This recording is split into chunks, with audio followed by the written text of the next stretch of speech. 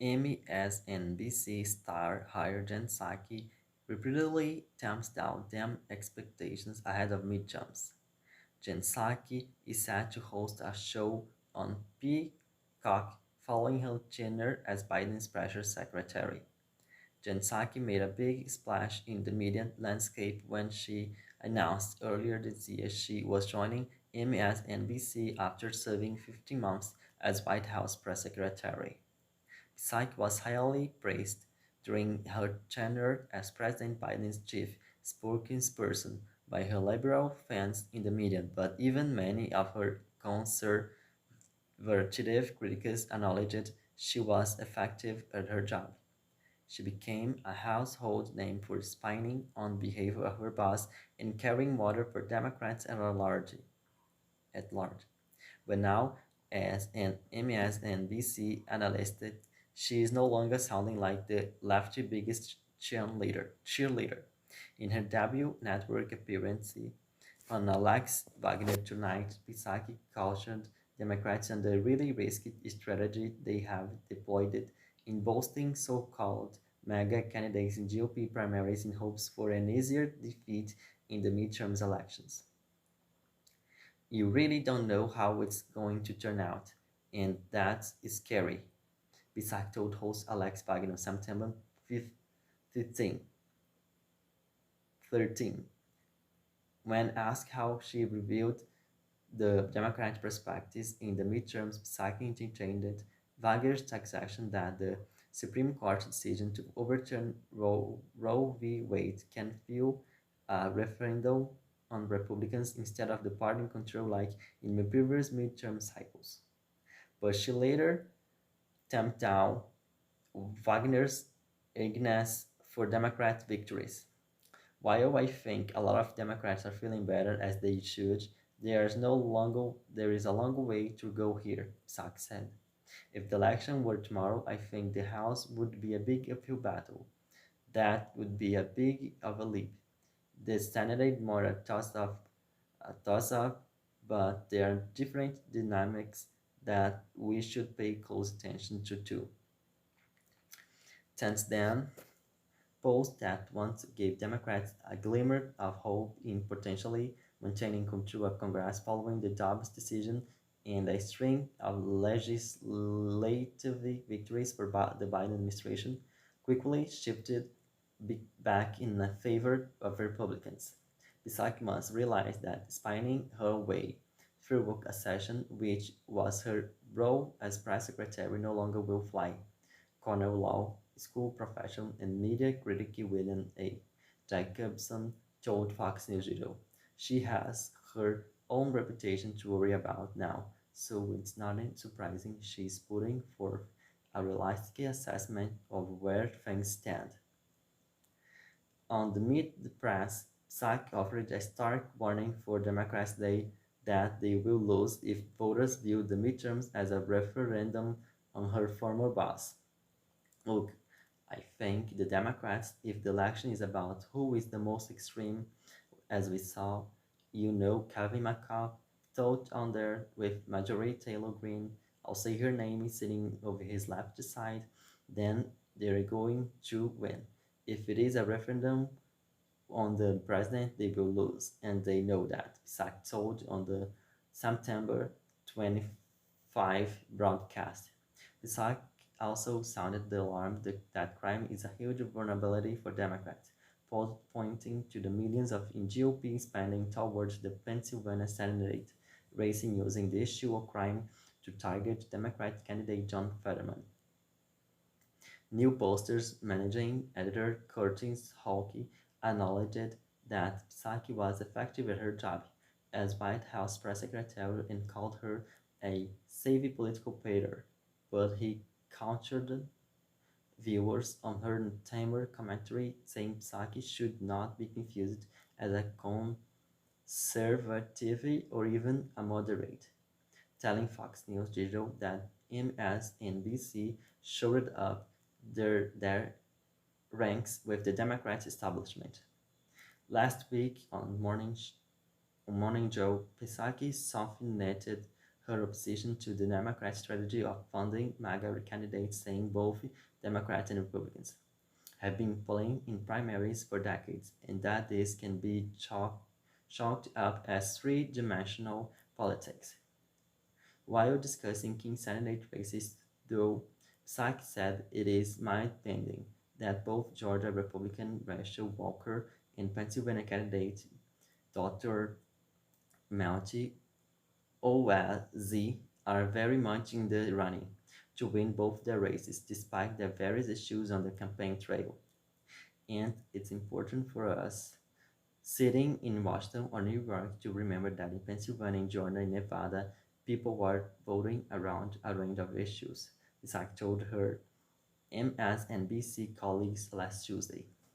After recapping Walker's abortion controversy that dominated headlines, Psaki acknowledged these are divided states and purple states and sometimes red-leaning states. And I think we have to be really mindful about the demographics, about the issues at play, and about the fact that as we get closer, it's going to continue to tighten, Psaki said.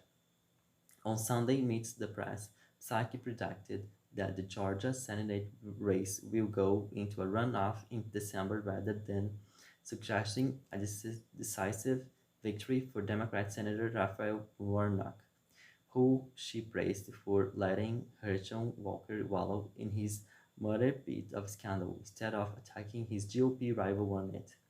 So you don't think he should take the gloves off at this point? In BC News correspondent Kristen Balk asked. I actually think for the moment you always have to reevaluate in campaigns. You evaluate week by week. He may have to decide to take the gloves off at some point, but I don't think he has to do that now, Psaki responded. The former Biden ad later revived her concerns about the issue of crime hurting Democrats, particularly in the Wisconsin senator race, where she jinked Democratic candidate Mandela Barnes for invoking January 6 during a debate to accuse GOP Senator Ron Johnson of not supporting police. Crime is an issue the Democrats have to speak to, Psaki said. I think there was a missed opportunity there from Mandela Barnes when he talked about the insurrection. I think that was a little disconnected from the what people in Wisconsin are feeling. I mean, crime is up in Milwaukee. That's what people are thinking about with their fears they're when they go out their door less than the insurrection. Honestly, she added. Jacobson suggests that even if Psaki is not the firebrand MSNBC thought it hired, the network will be better off with her on the roster. MSNBC may never pivot to the center, but perhaps it once has least some voices of the reason among its vitriolic hosting crew. Psaki would help serve that purpose, Jackson said. Hawke predicted Psaki's Peacock show she is set to host will still be a safe space for Democrats, but the fact that she is not a bomb thrower like some outspoken MSNBC commentators. I think by doing little in the way of rocking the boat, Psaki can ensure a tenure for as long as she deems fit in the event that MSNBC is forced to come back toward reality and where most of Americans stand politically, Hogg said.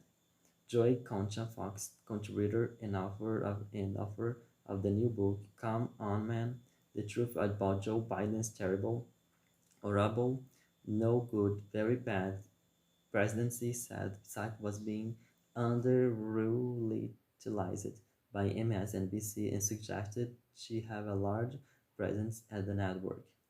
She should have been given the 9 p.m. slot if the Alex Warner, who is clearly struggling to gain eyeballs, was the competition, Concha told Fox News Digital.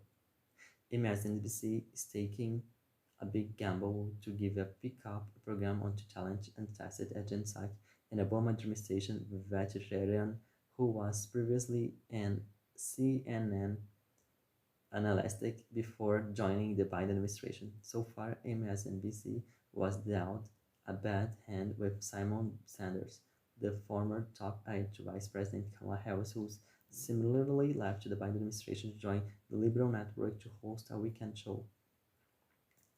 In May, Simon debuted, debuted with only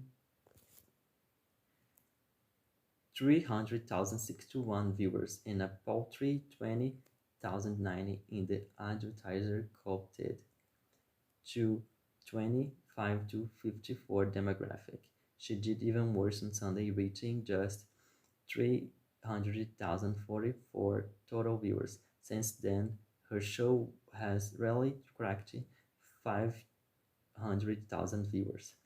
MSNBC is currently undergoing a viewership crisis which began following the departure of former President Trump. Rachel Maddow, the network's biggest star who reportedly negotiated a whopping 30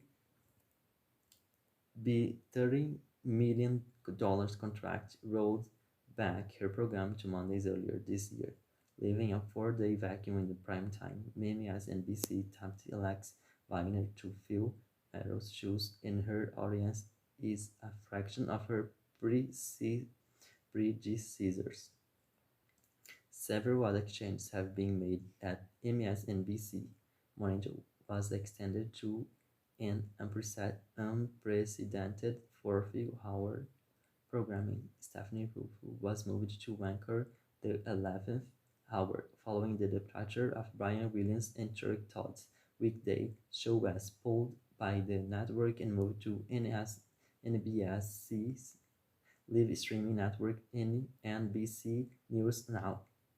Additionally, Peacock canceled 2 programs led by MSNBC weekend host Eamon modeling analyst Zelina Maxwell, who has since left the network entirely after her show was axed.